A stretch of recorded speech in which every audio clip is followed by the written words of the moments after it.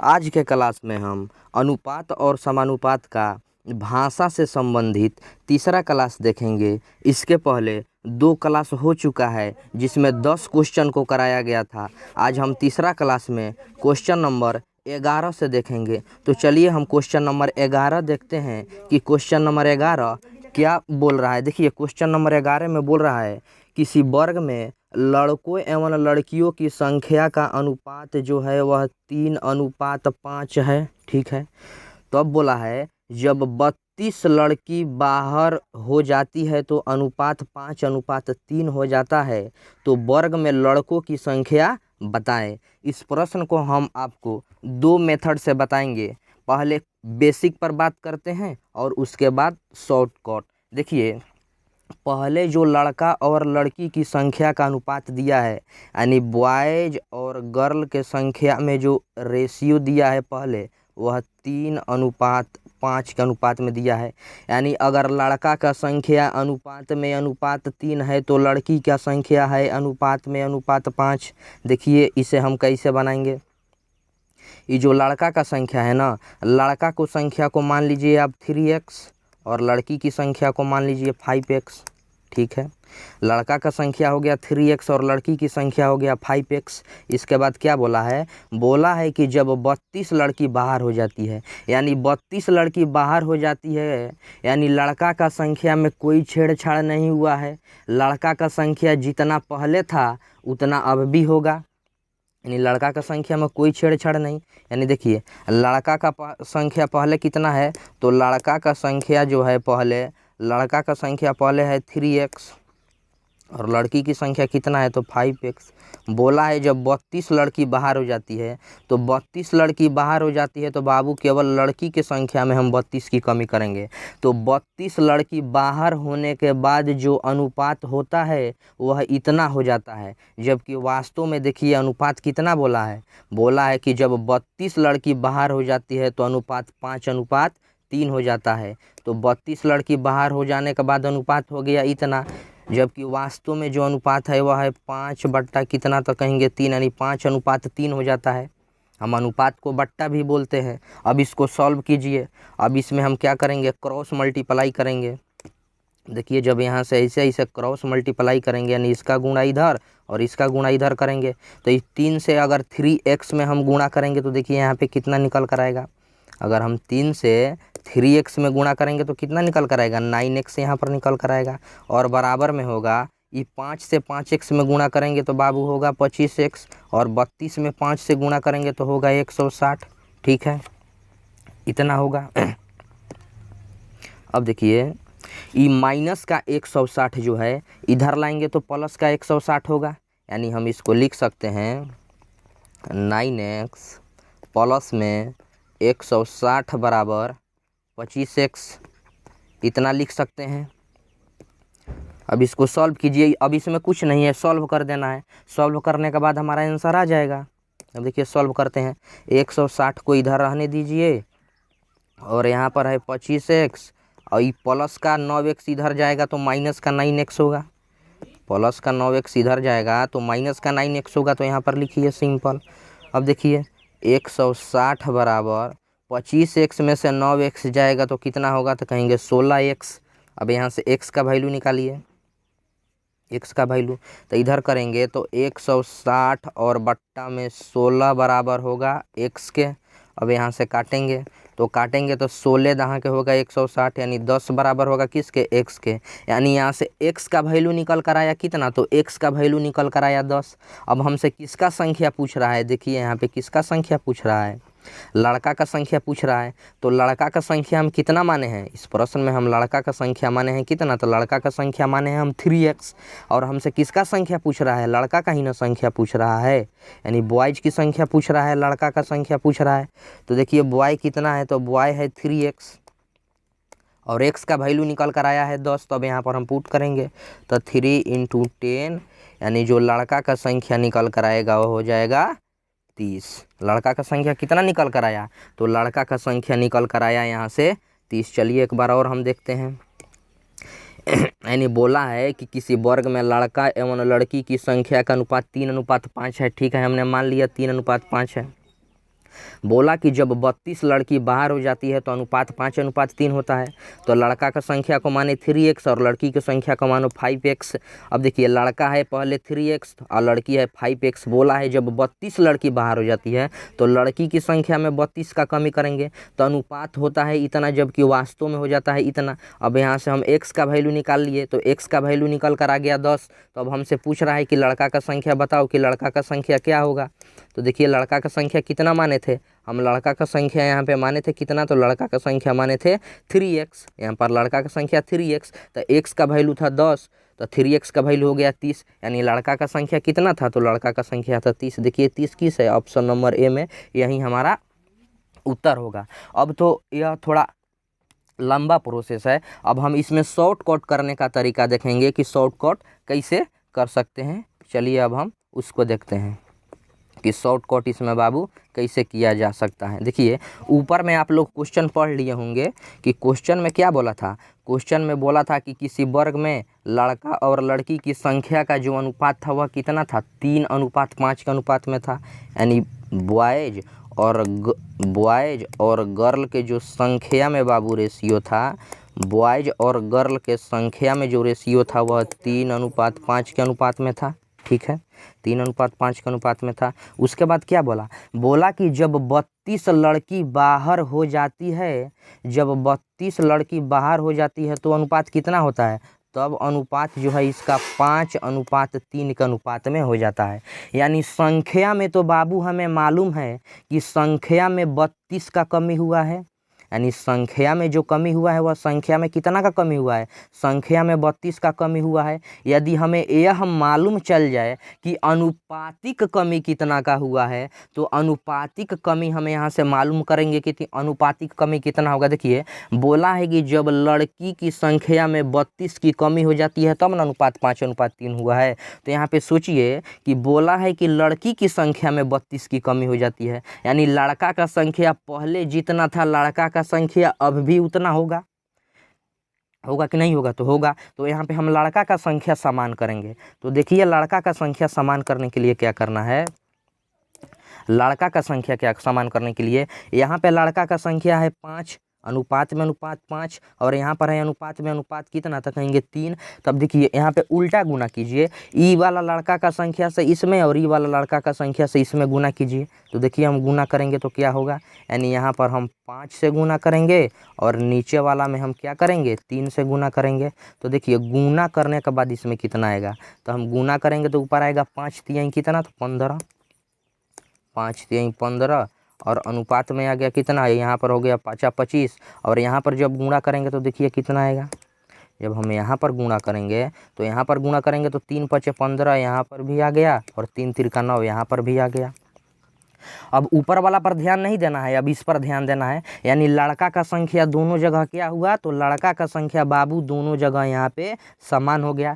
तो देखिए लड़का का संख्या पहले कितना था, तो लड़का का संख्या पहले भी 15 अब भी 15, यानी अनुपात में अनुपात 15 पहले भी था और अब भी है। और लड़की का संख्या पहले अनुपात में था अनुपात 25 और अब है अनुपात में अनुपात 9। तो देखिए अनुपातिक कमी कितना का हुआ है यहाँ से, यानी पहले 25 था अब 9 हो गया। तो अनुपातिक कमी है अनुपात में अनुपात 16 का, जबकि वास्तविक कमी कितना का है। देखिए यह तो था हमारा अनुपातिक कमी और संख्यात्मक कमी कितना का है, तो संख्यात्मक कमी है कितना का, तो 32 का। तो अनुपातिक कमी तो यहाँ से निकल कर आया अनुपात में अनुपात 16, जबकि संख्यात्मक कमी निकल कर आया 32, यानी अनुपातिक मान और संख्या के बीच में संबंध आ गया। तो हम बोले थे कि जब अनुपातिक मान और संख्या के बीच में संबंध आ जाए तो सबसे पहला हमारा काम था अनुपातिक का वैल्यू ज्ञात करना। तो चलिए अब हम यहाँ से अनुपातिक का वैल्यू मालूम करते हैं। तो अनुपात 16 का वैल्यू दिया है बाबू 32, तो देखिए यहाँ से अनुपात 1 का जो वैल्यू निकल कर आएगा वह निकल कर आएगा 2। तो अनुपात 1 का वैल्यू निकल कर आ गया 2, तो अब हम किसी के भी वैल्यू को ज्ञात कर सकते हैं। तो लड़का का संख्या ना पूछा है, तो लड़का का संख्या देखिए यहाँ पे कितना है, लड़का का संख्या है यहाँ पर अनुपात में अनुपात 15, लड़का का संख्या यहाँ पर अनुपात में अनुपात है 15 और अनुपात 1 का वैल्यू है 2। तो अनुपात 15 का वैल्यू जब यहाँ से हम निकालेंगे, दिख नहीं रहा है, हम पेंसिल चेंज कर दे रहे हैं, देखिए यानी लड़का का संख्या अनुपात में अनुपात 15 अनुपात 1 का वैल्यू है 2 तो अनुपात 15 का वैल्यू निकल कर कितना आएगा 30। तो देखिए 30 यहाँ से भी आया और 30 जो बेसिक मेथड से बताए थे हम आपको उसमें भी आया था। तो ई मेथड क्या है, इसमें थोड़ा सोचिएगा ना, अगर आप 1-2 बार इसको प्रैक्टिस कर लेते हैं तो आपको समय नहीं लगेगा, आप देखते ही इसका उत्तर दे दीजिएगा कि हाँ इतना होगा। चलिए एक बार और हम इस पर बात कर लेते हैं कि कैसे कैसे हुआ है। यानी बोला है कि किसी वर्ग में लड़का और लड़की की संख्या का अनुपात 3:5 के अनुपात में है, ठीक है। बोला है जब 32 लड़की बाहर हो जाती है तो अनुपात 5:3 के अनुपात में हो जाता है। कब? जब 32 लड़की बाहर हो जाती है तो अनुपात 5:3 के अनुपात में हो जाता है। तो हम यहाँ से एक बात सोचें कि लड़की की संख्या में न कमी हुआ है, इसका अर्थ है कि लड़का का संख्या में कोई कमी नहीं हुआ होगा। जितना लड़का का संख्या पहले होगा उतना ही अब भी होगा। तो हम यहाँ से लड़का का संख्या समान किए, तो लड़का का संख्या समान करने पर हमने पाया कि पहले भी लड़का का संख्या था अनुपात में अनुपात 15 और अब भी लड़का का संख्या है अनुपात में अनुपात 15। लेकिन पहले लड़की का संख्या था जब 32 लड़की बाहर नहीं हुई थी तो अनुपात में अनुपात 25 और अब लड़की का संख्या है अनुपात में अनुपात 9। यानी बाबू यहाँ से अनुपातिक कमी हुआ लड़की की संख्या में अनुपात 16 का, जबकि वास्तविक कमी हुआ 32 का। तो यहाँ से अनुपातिक मान और रुपया के बीच में संबंध आ गया। अरे सॉरी, रुपया नहीं, अनुपातिक मान और संख्या के बीच में संबंध आ गया। तो हम यहाँ से अनुपात 1 का वैल्यू मालूम किए, तो अनुपात 1 का वैल्यू निकल कर आया यहाँ से कितना तक कहेंगे 2। तो अनुपात 1 का वैल्यू निकल कर आया 2। तो हम बोले थे जब अनुपात 1 का वैल्यू मालूम हो जाएगा तो हम किसी के भी वैल्यू को ज्ञात कर सकते हैं। तो अनुपात 15 का वैल्यू हो गया कितना, तो 30। यानी लड़का का संख्या पहले कितना था, 30 था। उम्मीद करते हैं कि आप लोग समझ गए होंगे। हम दोनों तरीका बताए आपको, जो तरीका आपको अच्छा लगता है उस तरीका से आप इसे बना सकते हैं। कितना निकल कर आया था, 30 निकल कर आया था। चलिए अब हम अगला प्रश्न देखते हैं। यानी प्रश्न नंबर 11 था, अब 12 हम देखते हैं कि 12 क्या बोल रहा है। देखिए यहाँ पे बोल रहा है, प्रश्न पढ़िए पहले कि प्रश्न क्या बोल रहा है। बोल रहा है ए के पास सी से 5 गुना रुपया है। बोला है कि ए जो है ना उसके पास सी से 5 गुना रुपया है, परंतु बी से 50 रुपया अधिक है। किसके पास? ए के पास। यदि कुल रुपया 6550 हो तो बी का हिस्सा क्या है? यानी देखिए प्रश्न में बोल रहा है कि जो ए है ना वो ए के पास सी से 5 गुना रुपया है, परंतु बी से भी 50 रुपया अधिक है। अगर तीनों के बीच में 6550 रुपया बटा हो तो बोल रहा है कि बी का हिस्सा क्या होगा। पहले हम बाबू इसमें रेशियो लिखते हैं। देखिए कैसे रेशियो लिखेंगे। इसमें बोला है सिंपल, 3 व्यक्ति है, एक है ए और दूसरा है बी और एक है सी। क्या बोला है? बोला है ए के पास सी से 5 गुना रुपया है, यही ना बोला है कि ए के पास सी से 5 गुना रुपया है। तो हमने माना कि सी के पास 100 रुपया है। तो जब सी के पास 100 रुपया है तो ए के पास सी से 5 गुना है, तो इसका अर्थ है कि ए के पास 5x रुपया होगा। ए के पास कितना रुपया होगा? तो ए के पास 5x रुपया होगा। इतना तो आप लोग समझ गए होंगे। देखिए बोला है, यही ना बोला है कि ए के पास सी से 5 गुना रुपया है। तो ए के पास सी से 5 गुना रुपया है, इसका अर्थ है कि यदि सी के पास 100 रुपया है तो ए के पास 5x रुपया होगा। ए के पास 5x रुपया होगा। लेकिन एक बात और बोला है जो ए है ना उसके पास इस ई वाला जो बी है ना इससे 50 रुपया अधिक है। तो हम बोलें, देखिए रफ में हम बता रहे हैं आपको, हम बोलें कि राम के पास मोहन से 10 रुपया अधिक है। तो बाबू इसका अर्थ यही ना निकल कर आया कि हम बोले हैं कि राम के पास मोहन से 10 रुपया अधिक है, इसका अर्थ है कि मोहन के पास राम से 10 रुपया कम होगा। तो वही बात यहाँ पे बोला है कि ए के पास बी से 50 रुपया अधिक है, तो इसका अर्थ है कि बाबू बी के पास ए से 50 रुपया कम होगा। तो इसका रेशियो कैसे लिखेंगे? यानी ए के पास है 5x, ए के पास कितना है तो 5x, और इससे 50 रुपया कम है कौन? तो बी। इससे 50 रुपया कम है कौन? तो कहेंगे बी। उम्मीद करते हैं कि आप लोग अनुपात समझ गए होंगे। चलिए एक बार हम और रिपीट करते हैं। बोला है कि ए के पास, देखिए यहाँ पर बोला है ए के पास सी से 5 गुना रुपया है। तो हमने माना कि सी के पास 100 रुपया है तो ए के पास 5x रुपया होगा। इतना तो आप लोग समझ गए। अब बोला है कि जो ए है ना उसके पास बी से 50 रुपया अधिक है। तो इसका अर्थ है कि बी के पास ए से 50 रुपया कम होगा। तो कम होगा तो हम यहाँ पे रेशियो लिख लिए। अब इस तीनों को जोड़िए। इस तीनों को अगर हम जोड़ेंगे कि बोला है कि तीनों के बीच में कितना रुपया बटा है 6550। वास्तव में बचा है 6550, लेकिन यहाँ से हम निकालते हैं कि अनुपात में कितना बचा है। यानी देखिए इसके पास बटा है 5x रुपया है और इसके पास है इससे 50 रुपया कम है और इसके पास क्या है 100 रुपया है। तो तीनों को हम बाबू जोड़ेंगे तो जोड़ने पर देखिए आएगा 5x और 5x 10x और 1x 11x। अगर हम इसको यहाँ से जोड़ेंगे तो कितना आएगा 11x आएगा और माइनस का आएगा कितना कहेंगे 50। यानी तीनों के पास जो रुपया है वह 11x माइनस 50 रुपया है। जबकि वास्तव में रुपया कितना है, देखिए तीनों के पास जो रुपया बटा है वह 6550 रुपया। यहाँ पे बोला है ना कि तीनों के पास जो रुपया बटा है वह 6550 रुपया बटा है। तो तीनों के पास तो जो रुपया है बाबू वह है 11x माइनस 50 रुपया। जबकि वास्तव में तीनों के पास जो रुपया है वह 6550 रुपया है। अब हमारा काम हो गया ख़त्म। अब यहाँ से कैलकुलेशन कीजिए।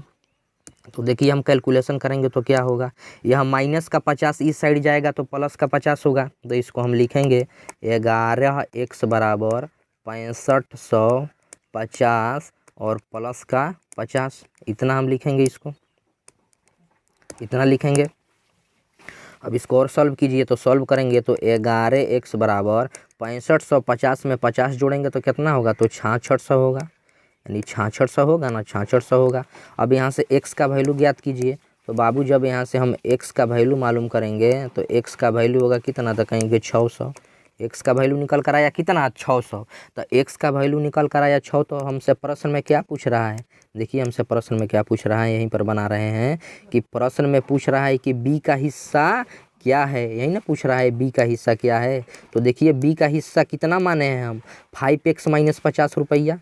b का जो हिस्सा माने हैं बाबू का कितना माने हैं, तो b का जो हिस्सा यहाँ पर निकल कर आया है, देखिए b का जो हिस्सा निकल कर यहाँ पर आया है वह कितना आया है, वह निकल कर आया है 5x और माइनस का 50। x का वैल्यू कितना है 600। तो अब वैल्यू पुट कर दीजिए, आंसर तो हमारा आ गया है, वैल्यू पुट कीजिए। तो x के जगह पर 600 पुट करेंगे और माइनस का होगा कितना, तो 50। हम देखिए यहाँ पर कितना होगा 3000।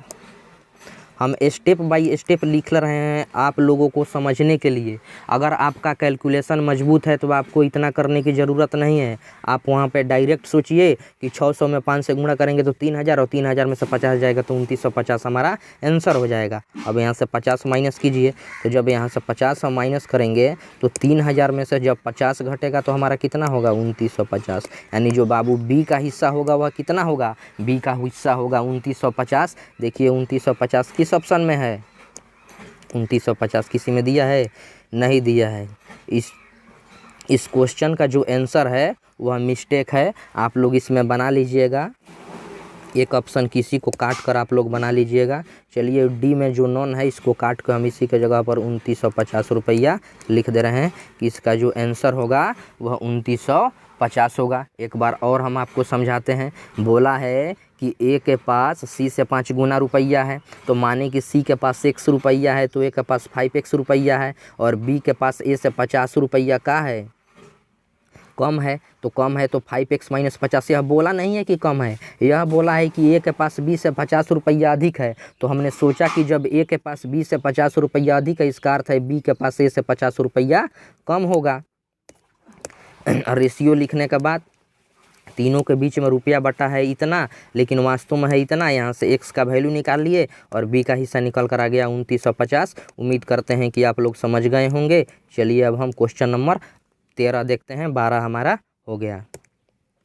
देखिए बोला है यहाँ पे क्या बोला है कि बोला है 700 रुपया को रिंकी और रूबी के बीच इस प्रकार बांटा गया कि 700 रुपया है और 700 रुपया को रिंकी एवं रूबी के बीच इस प्रकार बांटा गया कि रिंकी का जो हिस्सा है ना रूबी के हिस्से का 2/5 है, तो रिंकी का हिस्सा बताएं। देखिए बोला है प्रश्न में कि जो रिंकी का हिस्सा है वह रूबी के हिस्से का 2/5 है। यहाँ पर क्या बोला है, यहाँ पे बोला है बाबू कि जो रिंकी का हिस्सा है, देखिए हम लिख रहे हैं, यानी यहाँ पर बोला है कि जो रिंकी का हिस्सा है ना, जो रिंकी का हिस्सा है वह रूबी के हिस्से का, यहाँ पर लिख रहे हैं रूबी के हिस्से का कितना है, तो 2/5 है। यही ना बोला है कि जो रिंकी का हिस्सा है रूबी के हिस्से का 2/5 है। अब यहाँ पे क्या कीजिए, अनुपात को सजाइए। यहाँ पर रूबी गुणा में है तो इस साइड हम रूबिया को लाएंगे तो रूबी भागा में होगा, तो रिंकी और बट्टा में होगा हमारा रूबी, रिंकी बट्टा रूबी और बराबर होगा किसके, तो कहेंगे 2/5 के। यानी रिंकी और रूबी के हिस्से का जो अनुपात में मान आया वह कितना आया, तो यहाँ से अब हम लिखेंगे कि रिंकी और रूबी का जो हिस्सा आया वह कितना निकल कर आया, तो रिंकी और रूबी का जो हिस्सा निकल कर आया वह 2:5 के अनुपात में। यानी यह है रिंकी और एक है बाबू रूबी, तो रिंकी और रूबी का जो हिस्सा निकल कर आया वह कितना निकल कर आया, 2:5। यानी रिंकी का हिस्सा यदि अनुपात में अनुपात 2 रुपया है तो रूबी का हिस्सा है अनुपात में अनुपात 5 रुपया। अब क्या बोला है कि दोनों के, देखिए यहाँ से तो हम निकाल लिए कि रिंकी और रूबी के बीच में जो रुपया बटा है वह किस अनुपात में बटा है, यहाँ से तो यह मालूम हो गया। देखिए प्रश्न क्या बोल रहा है, प्रश्न बोल रहा है कि 700 रुपयों को रिंकी और रूबी के बीच इस प्रकार बांटा गया कि रिंकी का जो हिस्सा है वह रूबी के हिस्से का 2/5 है, तो रिंकी का हिस्सा हमसे क्या पूछ रहा है कि पूछ रहा है। अब देखिए दोनों के बीच में जो रुपया बटा है, यानी रिंकी का हिस्सा है अनुपात में अनुपात 2 रुपया, तो रूबी का हिस्सा है बाबू अनुपात में अनुपात 5 रुपया, तो दोनों का टोटल हिस्सा अनुपात में यहाँ से कितना है, तो दोनों का जो टोटल हिस्सा है वह अनुपात में है अनुपात 7 रुपया, जबकि वास्तव में कितना है तो 700। तो यहाँ से अनुपातिक मान और रुपया के बीच में संबंध आ गया। यही तो हमको मालूम करना था, जब अनुपातिक मान और रुपया के बीच में संबंध आ जाए तो हम बोले थे सबसे पहला काम होगा हमारा अनुपात 1 का वैल्यू मालूम करना। अब देखिए अनुपात 1 का वैल्यू क्या होगा, यहाँ से होगा 100, अनुपात 1 का वैल्यू होगा 100। तो अब प्रश्न में पूछ क्या रहा है, प्रश्न में पूछ रहा है कि बताओ जो रिंकी का हिस्सा है वह रिंकी का हिस्सा कितना है, तो देखिए अनुपात 1 का वैल्यू है 100, तो अनुपात 2 का वैल्यू होगा कितना, तो कहेंगे 200। यानी बाबू जो रिंकी का हिस्सा होगा वह कितना होगा, तो जो रिंकी का हिस्सा होगा वह होगा 200। प्रश्न में ही ना पूछ रहा है, तो रिंकी का हिस्सा बताइए, तो देखिए तो रिंकी का हिस्सा निकल कर आया है 200। 200 किस ऑप्शन में है, तो देखिए ऑप्शन नंबर बी में यहाँ पे है 200। उम्मीद करते हैं कि आप लोग समझ गए होंगे। चलिए एक बार और हम रिपीट कर दे रहे हैं। बोला है कि 700 रुपयों को रिंकी और रूबी के बीच में इस प्रकार बांटा गया है कि जो रिंकी का हिस्सा है वह रूबिया के हिस्सा का 2/5 है। यहाँ से रिंकी और रूबी के हिस्से का हमने अनुपात मालूम कर लिया, तो दोनों के बीच में अनुपात में रुपया बटा है अनुपात 7, जबकि वास्तव में 700। तो यहाँ से अनुपातिक मान और रुपया के बीच में संबंध आ गया। तो हम बोले थे जब अनुपातिक मान और रुपया के बीच में संबंध आ जाए तो अनुपात 1 का वैल्यू मालूम करेंगे। अब यहाँ से अनुपात 1 का वैल्यू निकल कर आया 100, तो अनुपात 2 का वैल्यू निकल कर आया 200। यही तो हमसे पूछ रहा था। उम्मीद करते हैं कि आप लोग समझ गए होंगे अच्छे से। चलिए अब हम अगला क्वेश्चन देखते हैं। देखिए यहाँ पर क्या बोल रहा है, ये बहुत अच्छा क्वेश्चन है, मज़ेदार क्वेश्चन है। बोला है कि 2400, देखिए बोला है कि 2430 रुपये को ए बी तथा सी के बीच इस प्रकार बांटा गया कि ए बी एवं सी के हिस्से में से अगर 5 रुपया 10 रुपया और 15 रुपया ले ली जाए तो ए बी एवं सी के बचे हुए हिस्से का अनुपात 3:4:5 हो जाता है। तो ए का हिस्सा क्या था। देखिए जो रेशियो दिया है ना, जो रेशियो दिया है 3:4:5 जो दिया है वह रेशियो किसका दिया है, वह 2430 रुपया का रेशियो नहीं दिया है। वह बोला है कि जब ए के हिस्सा में से 5 रुपया ले लेते हैं, बी के हिस्सा में से 10 रुपया ले लेते हैं और सी के हिस्सा में से जब 15 रुपया ले लेते हैं, तब जो ए बी और सी के बचे हुए हिस्से का अनुपात है ना वह इतना है। तो देखिए रेशियो के अनुसार प्रश्न को सोचना है। कहीं पे भी आप प्रश्न को रेशियो के अनुसार सोचिएगा बाबू, आंसर अपने आप चला आएगा। तो देखिए यहाँ पर क्या दिया है, यानी कौन कौन है, तो एक है ए, एक है बी और एक है सी। तो यहाँ पर है एक है ए तो ए लिखें, एक है बी तो बी लिखें और एक है सी तो सी लिखें। तो क्या बोला है, ए बी और सी के जो बचे हुए हिस्से का अनुपात है वह कितना है, तो 3:4:5 के अनुपात में है। ए बी और सी के जो बचे हुए हिस्से का अनुपात है वह 3:4:5 है। अब देखिए इस तीनों के पास बचा कितना है, पहले यह देखिए। ए के हिस्सा में से कितना निकाला गया है, 5 रुपया। ए का हिस्सा में से निकाला गया है, यहाँ पर बोला है कि 5 रुपया।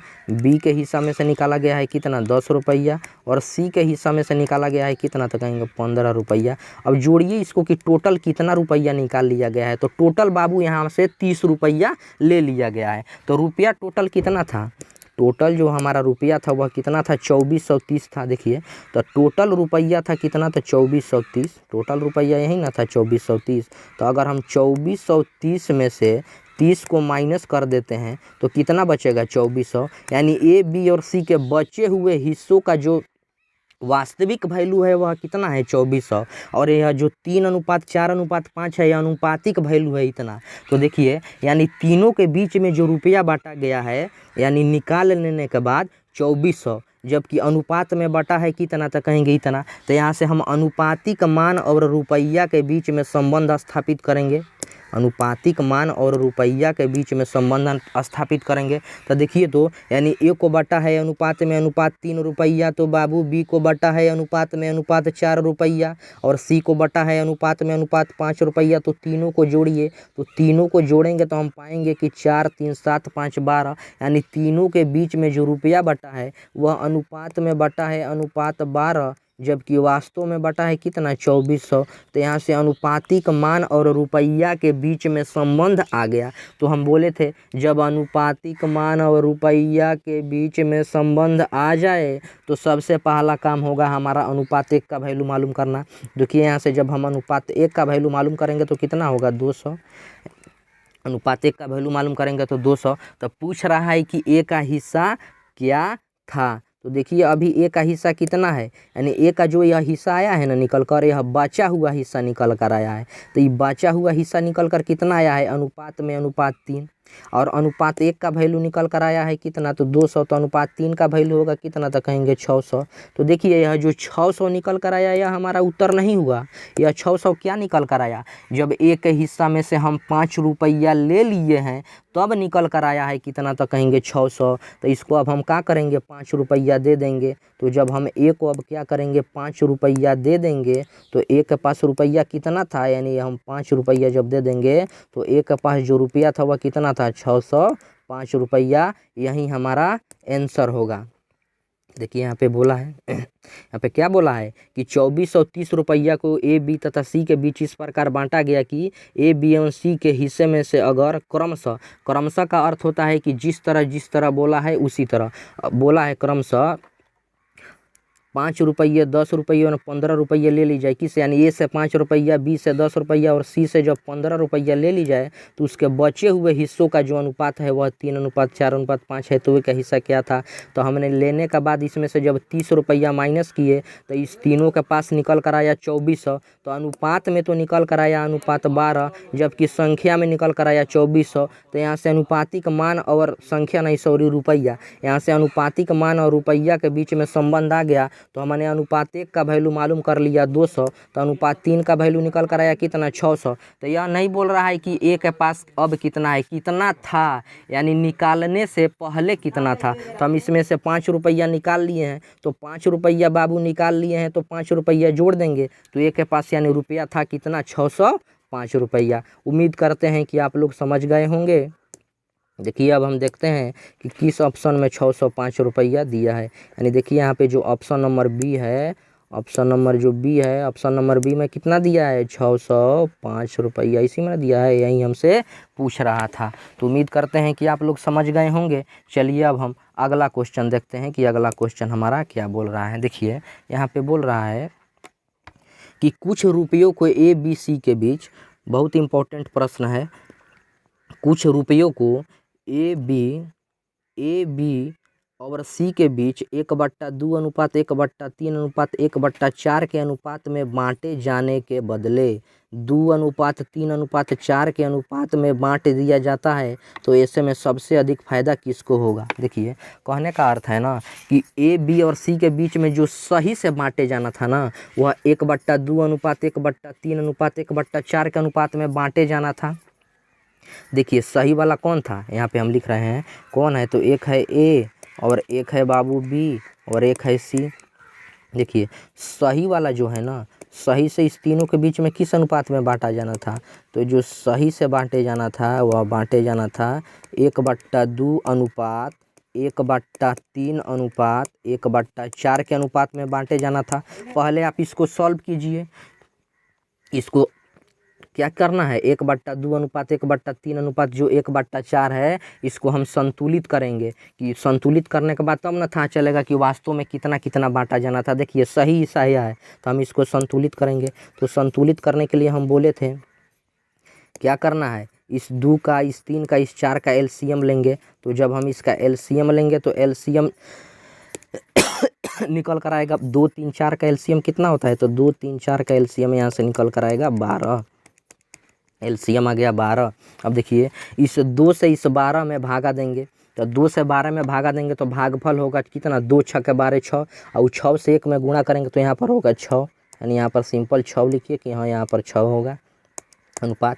इस 3 से इस 12 में भागा देंगे तो कई बार में कटेगा, 4 बार में, यानी 3 चौका 12, और उस 4 से इस 1 में गुणा करेंगे तो 4 के चारों यहाँ पर 4 लिखिए, और इस 4 से इस 12 में भागा देंगे तो 3 बार में कटेगा, और उस 3 से इस 1 में गुणा करेंगे तो कितना होगा 3, यानी यहाँ पर हम संतुलित करने का बाद आया 6:4:3। देखिए इसका अर्थ है यानी ए बी और सी के बीच में जो बांटे जाने था ना, यानी रुपया का जो डिमांड था कि किस अनुपात में बांटना है, वह 6:4:3 का अनुपात में बांटना था। यानी यदि ए को 6 रुपया मिलता तो बी को 4 रुपया मिलता, और जब बी को 4 रुपया मिलता तो सी को कितना मिलता, 3 रुपया मिलता। लेकिन वह गलती से हुआ क्या है ना, देखिए क्या बोला है कि कुछ रुपया को ए बी और सी के बीच इतना के अनुपात में बांटे जाना के बदले इतना के अनुपात में बांट दिया जाता है, तो सबसे अधिक फायदा किसको हुआ। अब देखिए गलती से किस अनुपात में बटा है, जो गलत से ए बी और सी के बीच में बटा है वह किस अनुपात में बटा है। देखिए यहाँ से गलत से किस अनुपात में बटा है, यानी गलत से जो बटा है वह किस अनुपात में बटा है, ए बी और सी के बीच में, यानी ए बी और सी के बीच में जो बटा है वह किस अनुपात में, तो 2:3:4 के अनुपात में बटा है। तो यहीं तो पूछ रहा है कि सबसे अधिक फायदा किसको हुआ। तो देखिए अगर हम सही तरीका से बांटते हैं, अगर सही तरीका से बांटते तो ए को मिलता 6 रुपया, बी को मिलता 4 रुपया और सी को मिलता कितना, तो 3 रुपया। लेकिन जैसे हम गलती से बांटे तो ए को मिला है 2 रुपया, बी को मिला है 3 रुपया और सी को मिला है 4 रुपया। तो आप यहाँ पे नोट कीजिए कि गलत तरीका से जब रुपया बांटा है ना, तो गलत तरीका से जब रुपया बांटा है तो सबसे अधिक किसको फायदा हुआ है, यहाँ पर सी को फायदा हुआ है। क्योंकि ए को तो पहले 6 मिलता था, अब 2 मिल रहा है, तो इसको फायदा थोड़े हुआ है, घाटा हुआ है। पहले बी को मिलता 4 लेकिन अब मिल रहा है गलत तरीका से बांटने पर 3। लेकिन सी को पहले अगर सही तरीका से बांटा गया होता रुपया तो 3 रुपया मिलता, लेकिन जैसे गलत तरीका से बांटे सी को 4 रुपया मिलने लगा। तो यही तो हमसे पूछ रहा है कि सबसे अधिक फायदा किसको हुआ, तो सबसे अधिक फायदा जो बाबू यहाँ पर हुआ है वह किसको हुआ है, सी को। तो जो आंसर होगा कि सबसे अधिक फायदा किसको हुआ, तो सबसे अधिक फायदा हुआ किसको, तो कहेंगे सबसे अधिक फायदा हुआ सी को। उम्मीद करते हैं कि आप लोग समझ गए होंगे। चलिए एक बार हम और रिपीट कर दे रहे हैं। देखिए बोल रहा है कि कुछ रुपयों को ए बी और सी के बीच में इतना के अनुपात में बांटे जाने के बदले इतना के अनुपात में बांट दिया जाता है, तो ऐसे में सबसे अधिक फायदा किसको हुआ। तो सही तरीका से बांटते तो ए को मिलता 6 रुपया, तो बी को मिलता 4 रुपया, और जब बी को मिलता 4 रुपया तो सी को मिलता कितना, तो 3 रुपया। सही तरीका में, जैसे गलत में बांटा गया बाबू, देखिए पहले ए को ज़्यादा मिलता था अब कम मिल रहा है, पहले बी को ज़्यादा मिलता था कम मिल रहा है। लेकिन सी तो यहाँ पे खुश है, क्यों खुश है, क्योंकि इसको सब पहले कम मिलता था अब ज़्यादा मिल रहा है। तो यही पूछ रहा है कि सबसे अधिक फायदा किसको हुआ है। तो आप भी यहाँ पे देख के बता सकते हैं कि सबसे अधिक फायदा हुआ है किसको, तो सी को। तो देखिए किस ऑप्शन में है सी, तो ऑप्शन नंबर जो सी है इसी में है सी। उम्मीद करते हैं कि आप लोग समझ गए होंगे। अगर बाबू आपको वीडियो अच्छा लगता है तो चैनल को सब्सक्राइब कीजिए ताकि ऐसा ही वीडियो सबसे पहले आप तक पहुँचे। और कमेंट बॉक्स खुला है, कमेंट बॉक्स में आप अपना ओपिनियन ज़रूर दीजिए कि आपको वीडियो अच्छा लगा कि कैसा लगा, और ख़राब लगता है तो डिसलाइक कीजिए और अच्छा लगता है तो लाइक कीजिए। तब तक के लिए यहीं पे रखते हैं, फिर मिलेंगे कल किसी दूसरे वीडियो में।